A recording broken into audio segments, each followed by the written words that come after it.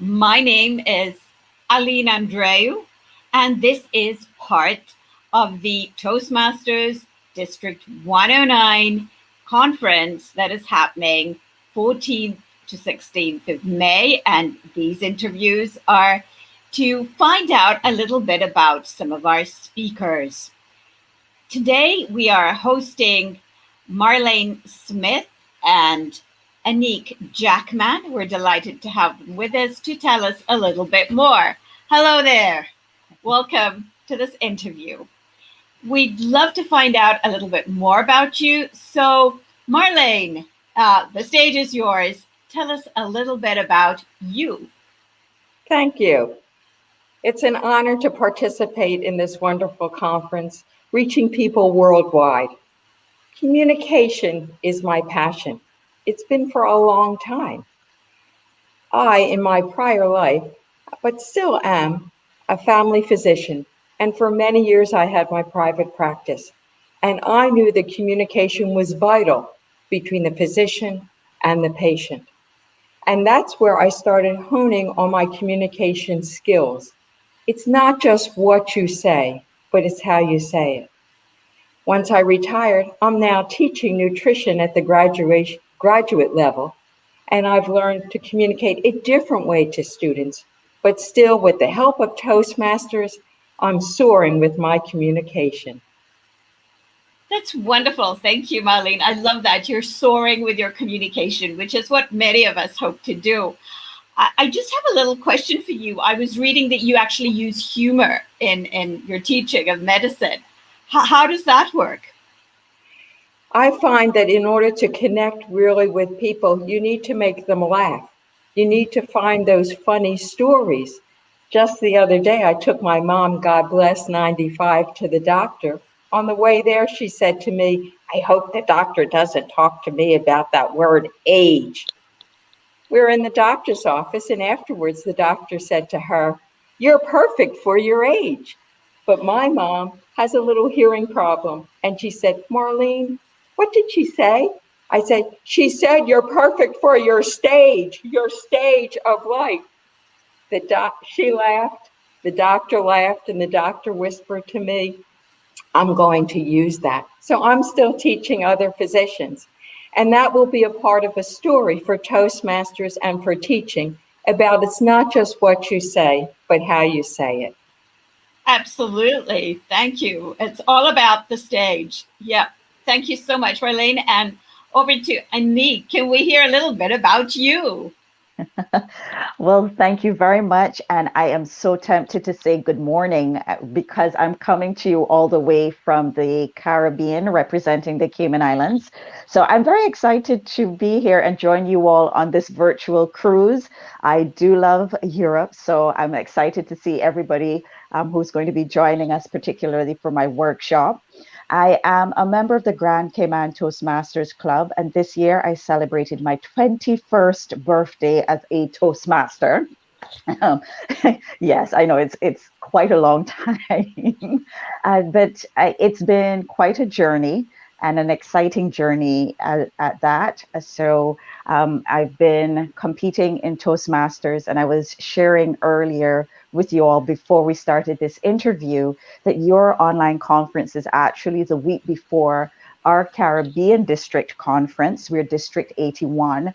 And I'm actually competing there as our division champion for evaluation. So for those of you who can take a cruise to the Caribbean after that, I'll encourage you to do so. And I'm encouraging our Caribbean Toastmasters to take a cruise over to you. My particular workshop is going to be on stories, and Marlene mentioned the importance of stories. And one of the things that I've learned is that we're very hesitant to use stories in a professional setting. Sometimes we are comfortable when we're at the dining table or we're, having a great meal with our friends. We have all the best stories in the world, but we don't really utilize them as leaders when we are in a professional setting. So we're going to talk about how stories can be a powerful motivational tool for you when you are in the workplace. So I hope that people come and they also share their experiences because we plan to make it very interactive. Whoa, great. We love interactive And storytelling is just such an important part of our lives, as Marlene was also saying. I think there's a little point there that particularly interests me, because I also, a little while back, competed in an evaluation contest. Just very briefly, what do you think makes a good evaluation? Well, we always encourage people to listen and listen keenly. But one of the things I've learned over the years, one would be not to overwhelm your speaker, because we can evaluate and have so much wonderful feedback to give people, but the speaker doesn't always, they're not always in the place to absorb all these fabulous points you have to make. So one of the things I've learned is to pick up on everything, but to identify two or three very important points to share with that speaker at that time, the things that they really need to take home for the next speech. But then I also address it in such a way that everybody in the audience learns from that moment with suggestions, because I can't highlight how important it is, not just to say these are the areas to improve, but to actually show them how to improve it. And then everybody in your audience grows as well. Thank you. And I certainly will take that tip on board. Don't overwhelm them. I fall into that trap. Thank you so much. Okay, so we've heard that you are passionate about things. Marlene, we've heard you're passionate about communication. Would you say that's your main passion, or you have other passions as well? I have other passions as well. One of my main passions is nutrition. I'm a foodie. I love to cook. I love to experiment. I love to do different things. In fact, the other day I bought this fresh organic celery, had all these leaves. I go, ooh, I've never made celery soup. I tried making celery soup. Seasoned it up. But the color was not right, because we do eat with our eyes first. I kept on looking at it, and it was this, I hate to say putrid green color, but it was this putrid green color. So I laughed. I said to my husband, he goes, it tastes great if you close your eyes when you're eating it. So out it went. I'm also an organic gardener. I have great tomatoes out there, cherry tomatoes in South Florida, and basil, just made great tomato basil soup. And I have an orchids galore down here. That's my sanity. That's my love, is outside. That's where I go and I talk to my plants. I love that, Marlene. You've just legitimized what I do, which is talk to my roses. Thank you for that. And I can smell that basil when you were talking about it. That's the power of stories, which also links me to just a question we got a moment ago. Is it true that learning by stories is encoded in our DNA? Can I give that to Annick to answer? Is it coded in our DNA? I would say yes. And it's interesting because somebody asked me that question, I want to say sometime last year. And I want to say yes, because there's an element of story, whether it's traditional stories or otherwise, that we have passed from generation to generation. Some of the greatest stories that we learn about our own, are sort of the greatest lessons, let me frame it up like that we learn about our own humanity and who we are comes from stories. And if you think about it, we all have different styles of learning. Some people are visual, some people, are more kinetic. There are different types of ways that we absorb information. And stories can actually be used in all forms to help us learn, to help us develop, to help us bridge communication gaps. So while we may dismiss it sometimes because we are not sure of its place in formal settings, the truth is we absorb more and learn more because it's hardwired in us to relate to stories. Thank you, Annick. Yes, we learn more, which is why we'll be attending your workshop and Marlene's workshop, because through stories we learn more. Marlene, is there anything else you want to add to what Annick just told us? Yes, stories are very powerful, but I would like to go back a little bit about evaluations.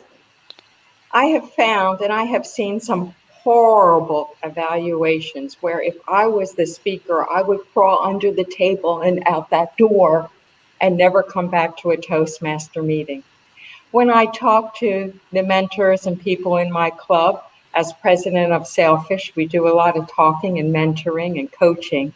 I tell them to separate the speech from the speaker, Mhm. to talk about how the speech could be elevated by using this technique, or vocal variety, or you're using your hands way too much. Put the hands down and use it purposely. If you separate the speech from the speaker, everybody could learn because no one in Toastmasters goes up there to do a bad job. They're all doing their best. And that preserves the ego of the speaker.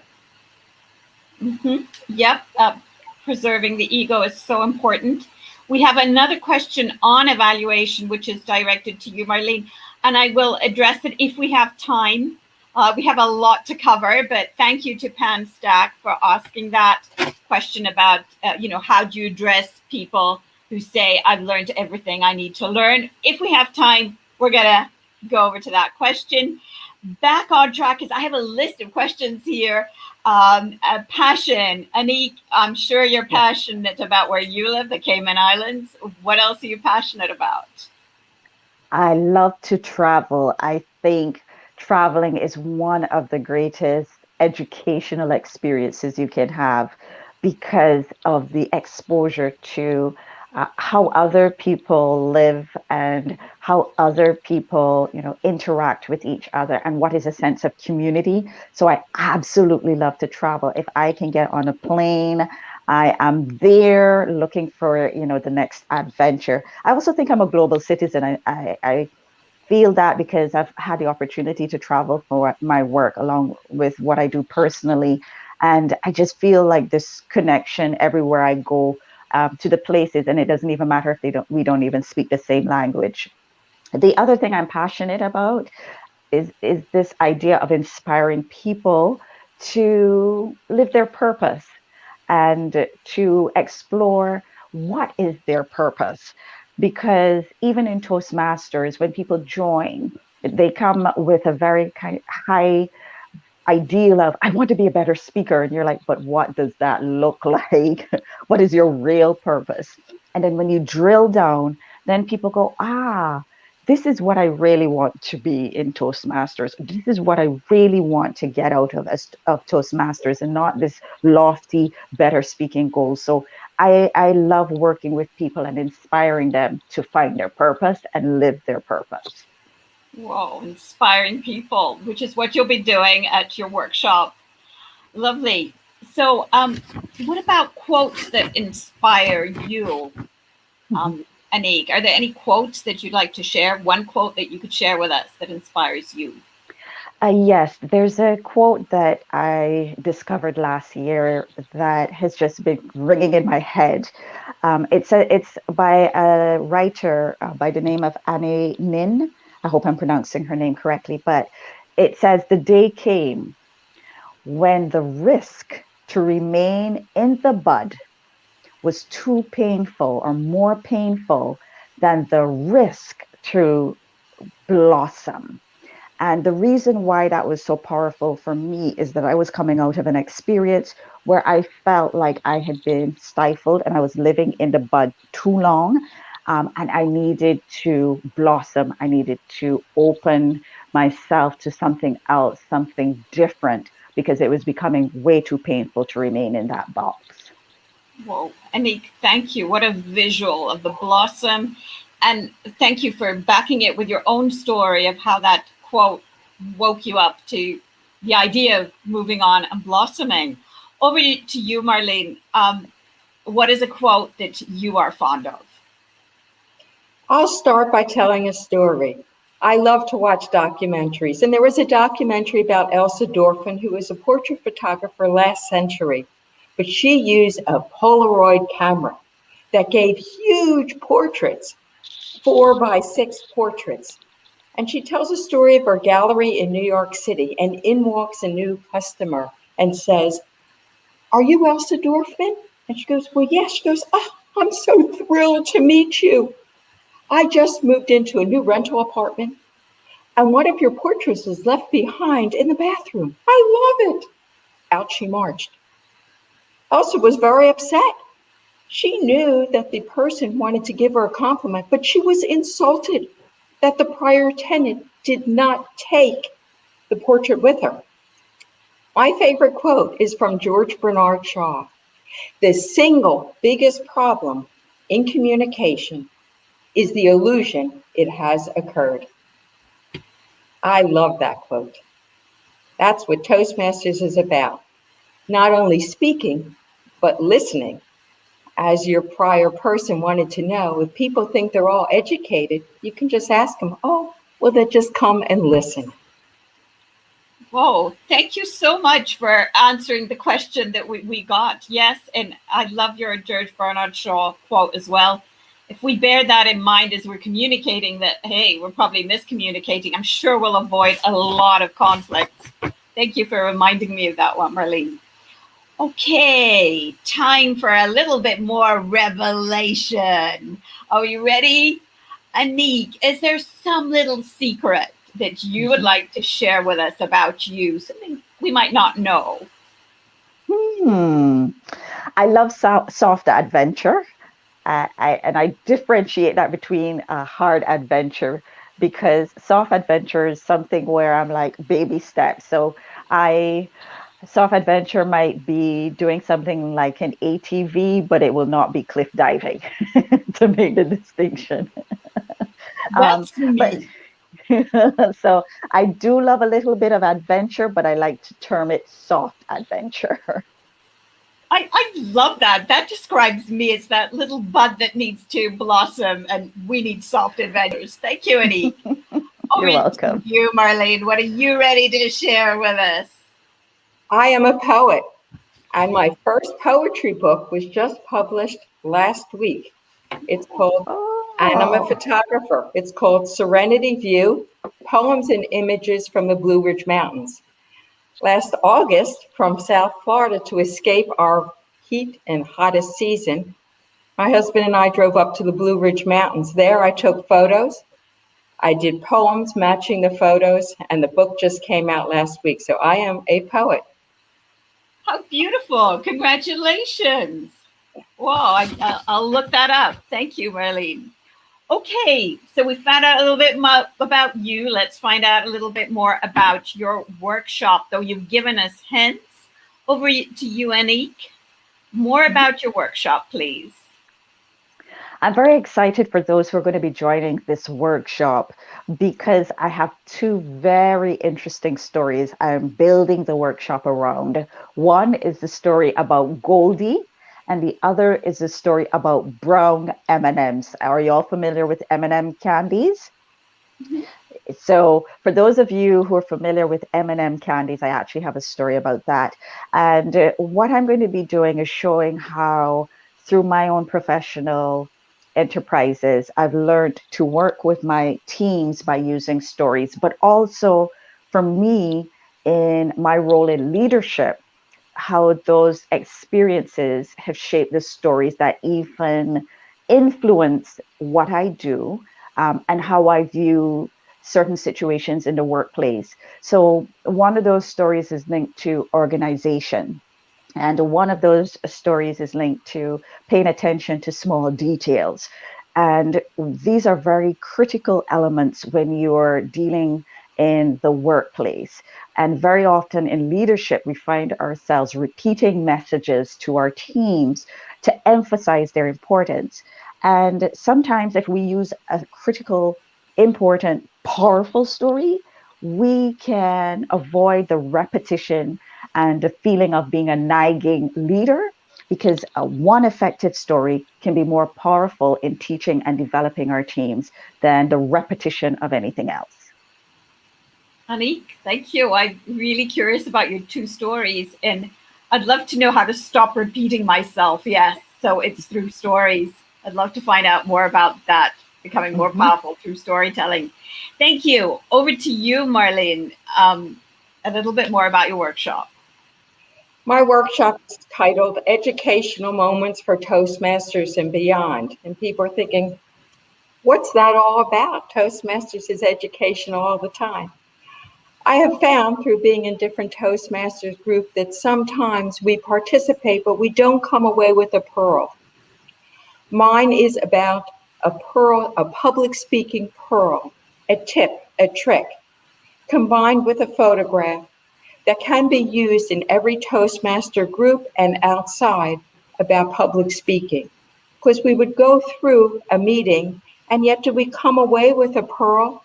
Do we come away with a pearl such as make sure your opening and your closing match? So mine is a PowerPoint presentation that's shareable, that you can take and use, that can use one PowerPoint slide at a time for a meeting where a public speaking tip and pearl will be taken away by the entire group. I use it now in all of my clubs, and we love it. It's just very interesting, beautiful, and easy to understand. I use the KISS method. Keep it simply simple.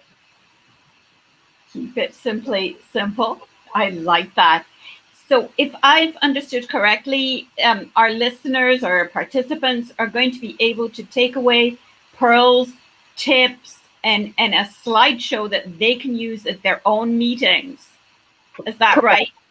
Correct. These are all my own photographs that I've put with just simple sayings to help people to understand things, to understand what Toastmasters is about. It's similar to songwriting, where the message goes through, that it's very simple. It can be similar to outside in nature, where you just have to see and understand and be descriptive about what you're saying. So this PowerPoint presentation is available to everybody. And if you're interested in more slides, I have more at home to share with the world. Well, thank you for sharing. We just got a question, which was, are these workshops just for Toastmasters? They certainly are not just for Toastmasters. They apply to anybody who's looking to develop, who's looking to grow in their leadership role. And back to you, Marlene, your presentation can also be used outside Toastmasters? Absolutely. There's no Toastmasters branding. This is all about communication, listening skills, mindful listening. One of them is show somebody that stumbles, and a stumble prevents a fall. And if you fall, the best thing to do is just get up and go. It's okay. So just little tips. So this is about communication. That's what the PowerPoint's about. Thank you. Back to you, Annick. How did you first get interested in storytelling, the power of storytelling? Storytelling runs in our family. I have to tell you, we love telling stories and finding the humor in every situation, even situations that are normally not funny. I always tell the story of an incident that happened to me a few years ago when I got so stressed that it sent me to the hospital and we weren't sure what was happening. And I remember as I was in the hospital, I'm in emergency, and my sister and my brother-in-law came with me. And there was a television in the emergency room, and they were showing something. And my sister and my brother-in-law started doing this running commentary about what was showing on the television. And I started laughing.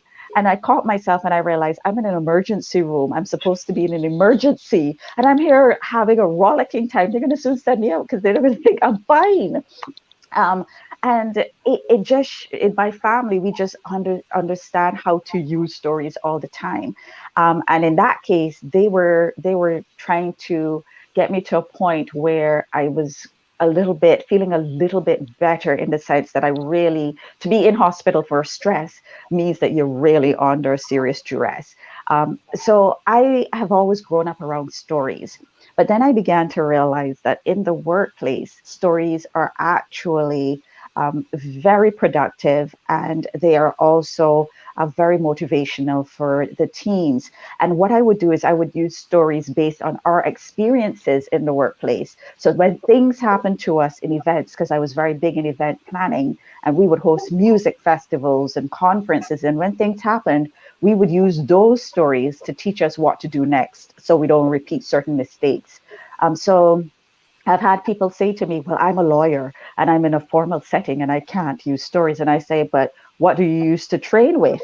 And they use stories of past cases. So in every situation in the professional setting, you can use experiences that happened in your company, but use them as a story to teach your staff. Absolutely. Thank you. It is so true. In any profession, they use case studies, which are stories. Absolutely. They're stories. Yeah. Yeah. And I can see how much you were brought up on storytelling. You're so much at ease talking about storytelling and so passionate. I can see that. So it's going to be very enjoyable being on your workshop, Annick. I can see that very clearly.